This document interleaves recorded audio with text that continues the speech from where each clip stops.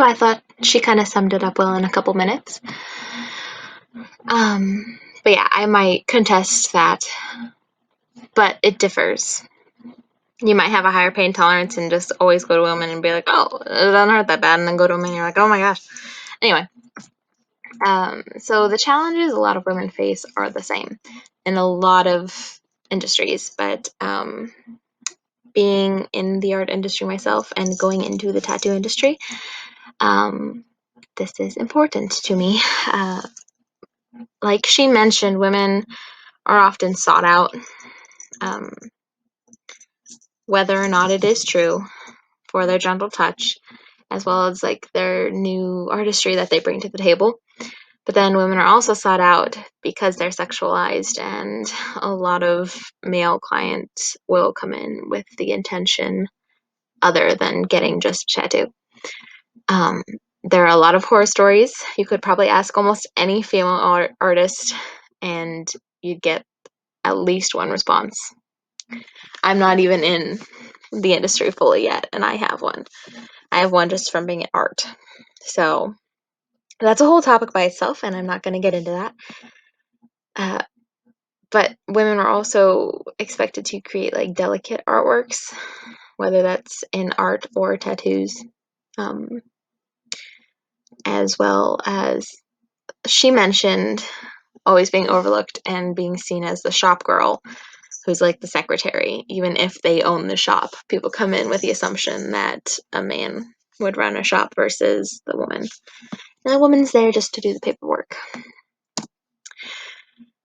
So, as I mentioned, I know myself personally battling stigmas of art because even in artwork and then producing artwork throughout history, women have been perceived to be dainty, fragile creatures, and that has just transferred throughout the cultures throughout the years. So I made a little tiki-talk, and disclaimer, I have nothing against the original artists in the beginning. I too like to do some dainty work sometimes, but I do prefer the more creepy, sexy point of views. So let's see if this works.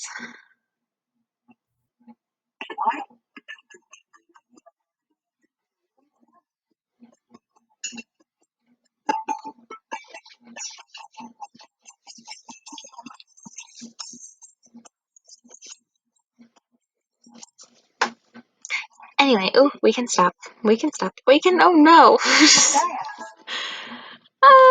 Yeah, and you can see some of that outside. Um, but let's move on because that's like self-explanatory, that last slide, and we've kind of already talked about it a little bit throughout those videos.